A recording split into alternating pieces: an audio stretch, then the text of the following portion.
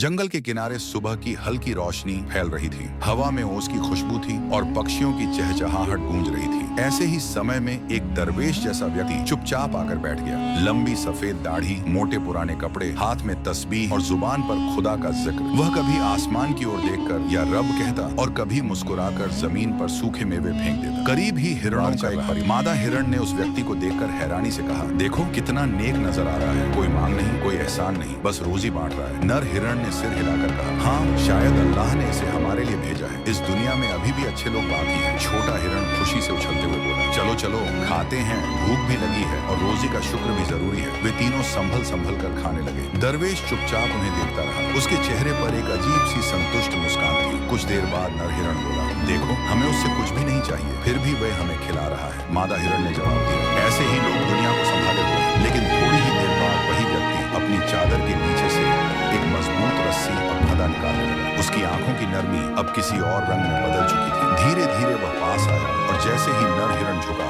उसने फंदा उसके पैर में डालकर एक झटके में कस दिया। नर हिरण जमीन पर गिर पड़ा। बच्चे और मादा हिरण चिल्ला उठे, रुको, छोड़ दो, तुम क्या कर रहे हो? दरवेश ने बिना किसी पूछा, ये शिकार है। वह हिरण को रस्सी फेंकने लगा।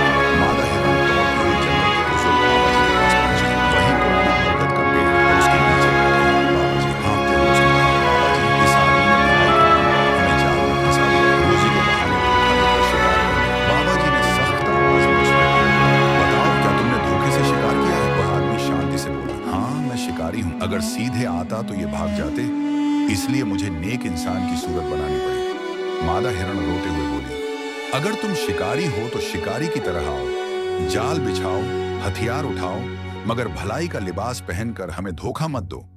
बाबा जी ने तस्बीह एक तरफ रखकर कहा, बहुत ठीक कहा। याद रखो, नेकी का लिबास पहनकर जुल्म करना सबसे गंदा शिकार है। सीधा शिकारी सिर्फ एक गुनाह करता है, लेकिन धोखा देने वाला दो, एक जिस्म का और एक रूह का।